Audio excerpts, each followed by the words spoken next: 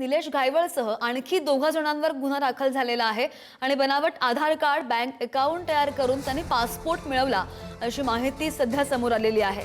त्यामुळे निलेश घायवळ यासह आणखी 2 हा गुन्हा दाखल झालेला आहे। मुळामध्ये जे गुन्हे दाखल आहेत त्या गुन्ह्यांची माहिती घायवळने लपवल्याची माहिती सुद्धा आहे। चंद्रकांत पाटलांच्या ऑफिसमध्ये पाटील नावाचा व्यक्ती आहे। तो चंद्रकांत पाटलांचं काम बघतो। त्याचे सगळे मोबाईलमधले सगळे त्याचे मोबाईल आहेत, त्याचे नंबर आहेत, त्याची चेकिंग पोलिसांनी केली पाहिजे।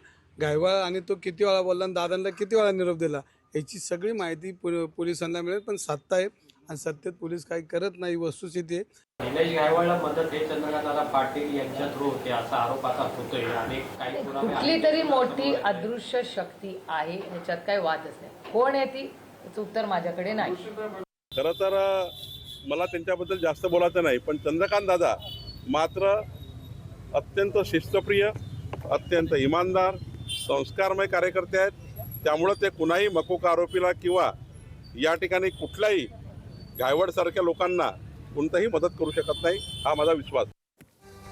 आणि या संदर्भात आणखी जाणून घेणार आमचे प्रतिनिधी बालाजी पोद्दार आपल्या सोबत आहेत। बालाजी, तपासाला वेग आल्याचं पाहायला मिळतंय। कोणकोणते गुन्हे लपवलेले आहेत, कोणकोणत्या गुन्ह्याची उकल समोर आलेली आहे? श्रद्धा, पासपोर्ट काढताना आपलं जे गुन्हेगारी रेकॉर्ड आहे ते दिलं पाहिजे होतं। मात्र निलेश घायवळने हा सगळा पासपोर्ट जो आहे तो बनावट कागदपत्राद्वारे काढला आणि त्यानंतर कोथरूड मधल्या गोळीबारानंतर तो परदेशामध्ये पसार झालेला आहे। त्यामुळे पुणे पोलीस या अगोदरच्या सगळ्या गुन्ह्याची तपासणी करत होते।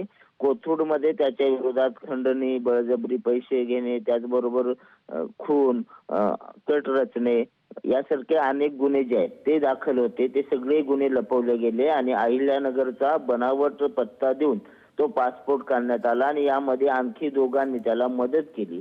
त्यामुळे या दोघांसह निलेश घायवळवरती हा बनावट पासपोर्टचा गुन्हा दाखल केलेला आहे। काल त्याच्या घरी शस्त्र सापडले होते, गोळ्या सापडलेल्या होत्या, त्यामुळे त्याचा एक गुन्हा दाखल झालेला आहे। बनावट गाडी नंबर वापरल्याने त्याचा गुन्हा दाखल झालेला आहे। अशा प्रकारे असंख्य गुन्हे जे आहेत ते निलेश घायवळ टोळीवरती आणि निलेश घायवळवरती होते। मात्र पासपोर्ट काढताना निलेश घायवळने हे सगळे गुन्हे लपवले, बनावट पासपोर्ट काढला आणि परदेशात गेला।